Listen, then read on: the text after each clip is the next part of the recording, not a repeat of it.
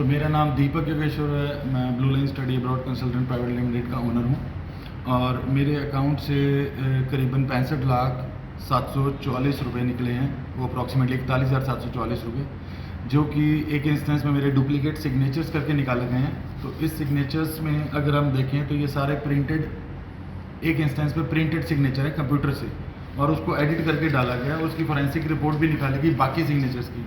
ये एक सिग्नेचर नहीं है जो अनमैच कर रहे हैं, ये करीबन 4-5 बार सिग्नेचर किए गए जो डुप्लीकेट करके निकाला गया।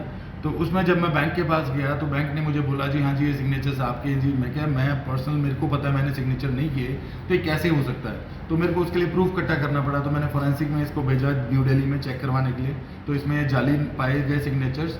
और अगर आप एक बात करें इनके इंस्टेंस की, तो 11 अप्रैल और 7 जुलाई को जो सिग्नेचर्स किए गए हैं उनके स्ट्रेस जो है, मतलब जो इंक वैली है पी और डी पे, वो जमा ही सेम है। तो अगर हम देखें तो सिग्नेचर प्रिंटेड है, अगर आप देख पाएँ तो ये जो पी पे स्ट्रेस 7 जुलाई की कंप्लेंट में है, 7 जुलाई की रिक्वेस्ट में है, वही 11 अप्रैल 2023 की।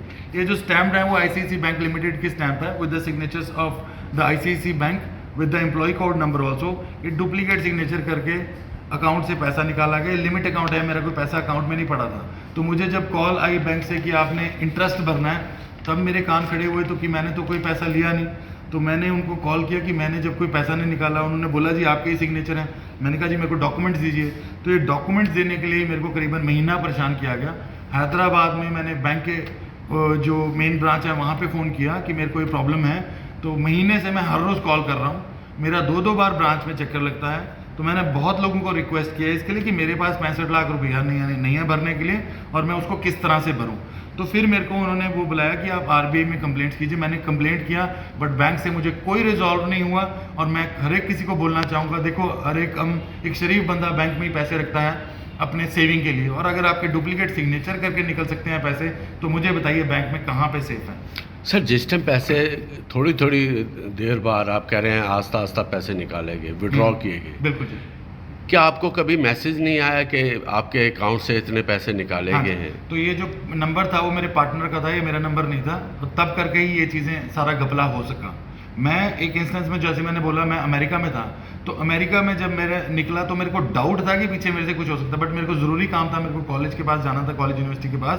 तब मैं वहाँ पे गया, बट जैसे ही मैं वापस आया मेरे को लगा कुछ भी नहीं है, कोई प्रॉब्लम नहीं है, सब कुछ नॉर्मल चल रहा था। बट जब मुझे बैंक से कॉल आया कि आपने 90,000 लिमिट का इंटरेस्ट भरना है, मेरे एकदम से कान खड़े हो गए कि मैं कैसे इसको पे करूंगा, जो ये लोन मैंने लिया ही नहीं है।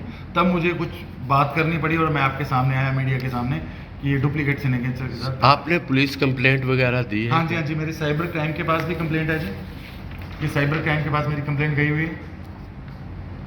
तो जितनी भी ऑर्गेनाइजेशन थी मैंने अपना बेस्ट किया कि कंप्लेंट कर दूं। पुलिस कंप्लेंट में आपने कभी शक जताया कि मुझे इस पर शक है, क्योंकि इतनी बड़ी अमाउंट जाना कहीं ना कहीं बैंक के ऊपर भी शक जताता है कि देखिए, अगर कोई बैंक का मिला हुआ नहीं होता, क्योंकि देखिए जैसे अब मान लीजिए हम बात करें, बैंक को सिग्नेचर चेक करना, वेरीफाई करना बैंक का काम है।